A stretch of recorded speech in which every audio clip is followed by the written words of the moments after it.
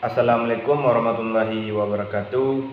Perkenalkan, nama saya Aju Arif Angga. Saya dari Fakultas Kelautan dan Perikanan, Prodi Pemanfaatan Sumber Daya Perikanan.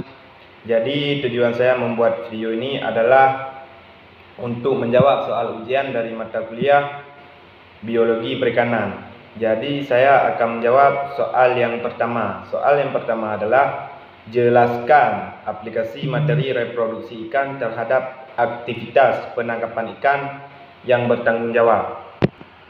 Jadi jawabannya, aplikasi materi reproduksi ikan terhadap aktivitas penangkapan itu yang bertanggung jawab sangat penting untuk menjaga keberlanjutan populasi ikan dan ekosistem perairan, memahami siklus reproduksi ikan seperti musim kawin, tempat pemijahan, dan kebiasaan bertelur, membantu nelayan untuk menentukan waktu dan lokasi penangkapan yang tepat.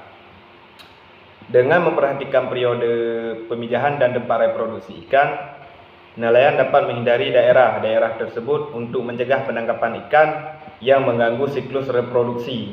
Langkah ini memungkinkan ikan untuk berkembang tanpa gangguan, meningkatkan kemungkinan keberlangsungan hidup larva dan benih ikan. Selain itu, pengetahuan tentang reproduksi ikan juga memungkinkan peraturan regulasi penangkapan yang lebih bijaksana, seperti menetapkan ukuran minimal tangkapan dan jumlah tangkapan yang diperbolehkan, sehingga mencegah overfishing dan memastikan adanya sumber daya ikan yang berkelanjutan di masa depan. Soal nomor 2, apakah ikan dari spesies yang sama namun lokasi yang berbeda dapat mempunyai pola pertumbuhan yang berbeda? Jelaskan. Jawaban, ya, ikan dari spesies yang sama namun hidup di lokasi yang berbeda dapat menunjukkan pola pertumbuhan yang berbeda. Hal ini dipengaruhi oleh berbagai faktor lingkungan seperti suhu air, ketersediaan makanan, kualitas habitat, dan faktor-faktor lainnya. Misalnya, ikan yang hidup di perairan yang lebih hangat mungkin memiliki pertumbuhan yang lebih cepat karena metabolisme mereka lebih tinggi dan suhu air yang lebih tinggi. Begitu juga ketersediaan makanan yang berbeda-beda dan berbagai lokasi perairan juga dapat mempengaruhi pertumbuhan si ikan tersebut. Faktor lingkungan lainnya seperti tingkat kepadatan populasi, kompetisi untuk sumber daya, dan kondisi habitat juga dapat mempengaruhi pola pertumbuhan ikan. Oleh karena itu, ikan dari spesies yang sama dapat menunjukkan variasi dalam pertumbuhan mereka tergantung pada kondisi lingkungan tempat mereka hidup. Soal nomor 3, adakah hubungan antara faktor lingkungan dengan karakteristik morfometri ikan? Jelaskan, sertakan contoh kasus. Jawabannya, tentu faktor lingkungan dapat mempengaruhi karakteristik morfometri ikan seperti bentuk tubuh, ukuran, proporsi bagian tubuh, dan struktur anatomi lainnya. Contohnya, penelitian tentang ikan yang hidup di lingkungan yang berbeda menunjukkan variasi dalam karakteristik morfometrik mereka. Sebuah studi terhadap populasi ikan terlaut di sungai dengan kondisi yang berbeda menemukan perbedaan dalam bentuk tubuh dan ukuran antara populasi yang hidup di air yang tenang dan air yang deras. Ikan yang hidup di aliran yang deras cenderung memiliki tubuh yang lebih ramping dengan sedikit ekor yang lebih besar. Sementara ikan yang hidup di aliran yang lebih tenang memiliki tubuh lebih pendek dan sedikit ekor yang lebih kecil. Hal lain yang dapat mempengaruhi karakteristik morfometrik adalah ketersediaan makanan. Ikan yang hidup di lingkungan dengan sumber daya makanan yang berbeda dapat menunjukkan perbedaan tubuh dan ukuran tubuh. Dengan demikian, lingkungan seperti kondisi air, ketersediaan makanan, dan tekanan lingkungan lainnya dapat mempengaruhi karakteristik morfometrik ikan yang dapat beradaptasi sesuai dengan tumbuhan lingkungan tempat hidup mereka. Jadi kita lanjut ke soal yang nomor 4. Bagaimana menentukan ciri-ciri ikan matanggona? Parameter apa saja yang bisa kita ukur untuk menganalisis performa reproduksi ikan? Jawabannya, menentukan ciri-ciri ikan matanggona atau siap untuk berkembang biak umumnya melibatkan pengamatan pada organ reproduksi ikan seperti testis pada ikan jantan dan ovarium pada ikan betina. Beberapa ciri dapat membantu menentukan kematangan gonad pada ikan antara lain ukuran dan warna. Gonad yang matang cenderung lebih besar dan bisa memiliki warna yang berbeda seperti warna yang cerah atau lebih transparan. 2. Konsistensi. Gonad yang matang dapat terasa lebih lembut dan berisi pada ikan betina. Ovarium yang matang bisa terasa penuh dengan telur yang siap untuk dibuahi. Ketiga, struktur internal. Pengamatan melalui pembedahan atau pemindaian menggunakan alat seperti ultrasound dapat memperlihatkan perkembangan telur atau sperma di dalam gonad ikan tersebut.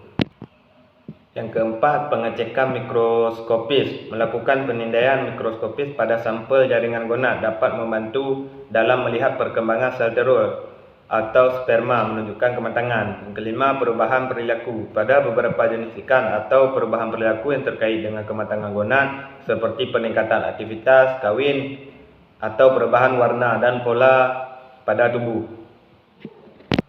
Yang kelima, perubahan perilaku. Pada beberapa jenis ikan ada perubahan perilaku yang terkait dengan kematangan gonad seperti peningkatan aktivitas kawin atau perubahan warna dan pola pada tubuh. Mengetahui ciri-ciri kematangan gonad penting dalam manajemen perikanan untuk memastikan bahawa ikan ditangkap atau dipelihara dalam kondisi yang tidak mengganggu proses reproduksi mereka sehingga populasi ikan dapat tetap berkelanjutan ke depannya.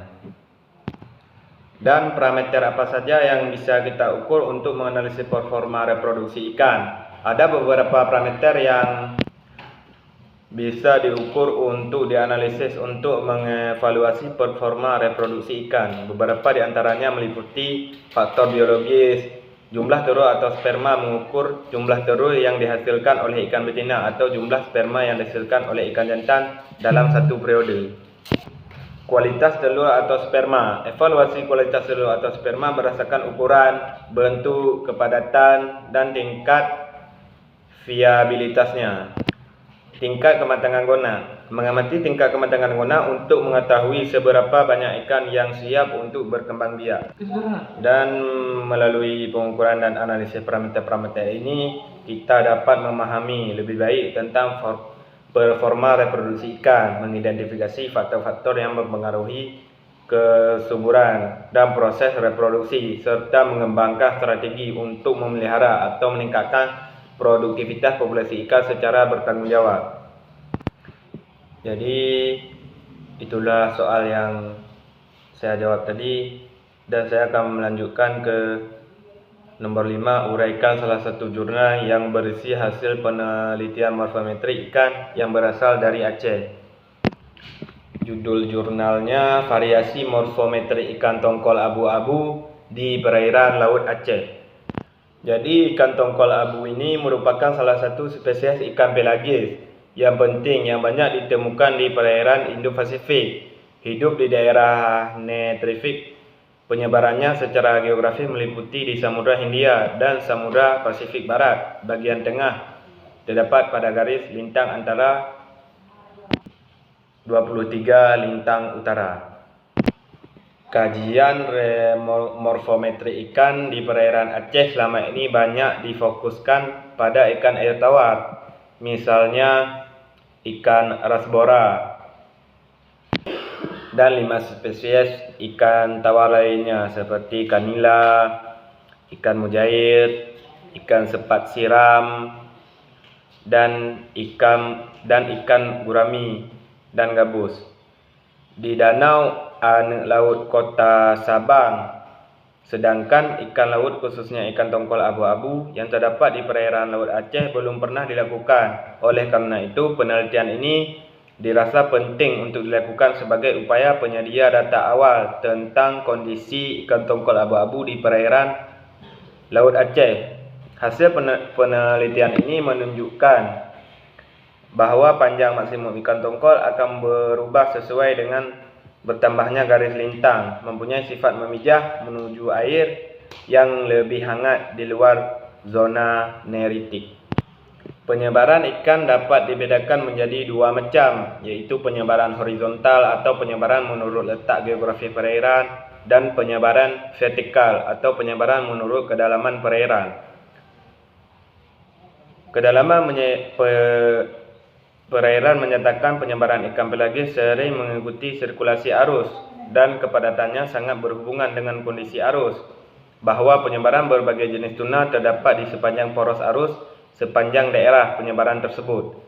Kelimpahan ikan cenderung lebih banyak pada lapisan renang yang lebih dalam. Sumber daya ikan yang tersedia cukup melimpah, namun diperlukan keterampilan dan pengelolaan sumber daya dengan mempertimbangkan berbagai aspek-aspek yang harus, yaitu aspek teknologi.